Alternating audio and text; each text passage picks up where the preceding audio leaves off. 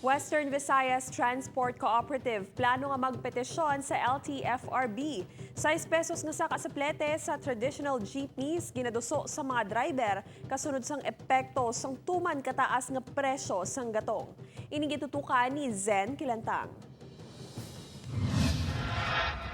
Dako nga palasano na para sa mga motorista ang tuman kataas nga presyo sang gatong. Sinila nga semana, liwat naman nga nagsaka ang presyo sang gasolina sa 4 pesos and 30 centavos to 4 pesos and 50 centavos kada litro. Samtang nadugangan naman ang presyo sang diesel kada litro sang 3 pesos and 80 centavos to 4 pesos. Bangod sini nagdesisyon ang Western Visayas Transport Cooperative nga magpetisyon sang 6 pesos nga saka sa plete sa mga traditional jeepney.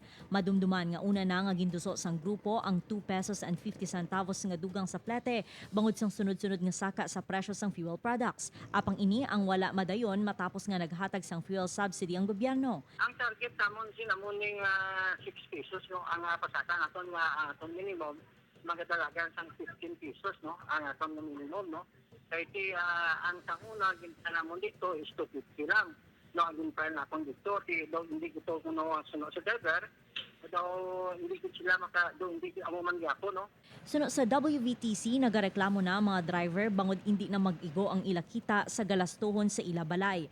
Ang iban, nagpabutsyag na nga hindi na magbiyahe bangod husto na lang ibayad ang ilakinitaan sa arkila sang jeep. So, ang mga driver sa aton subong daw may driver kita ganing hindi na magbiyahe kung nila sa short no sa ila sini diri nga kinitaan no.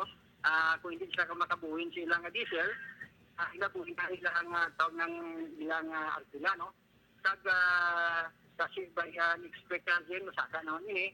Plano subong sang grupo nga makigsapol sa iban pa nga transport cooperatives agud makuha ang ilang mga sentimiento. Igasumitar nila ang ilang petisyon sa saka pamasahe sa Land Transportation Franchising and Regulatory Board Region 6 kag Department of Transportation bilang pagpanghanda sa posible nga pagtaas pagid sa presyo sang gatong. Upod kay Romel Porquilla, Zen Kilantang, One Western Visayas.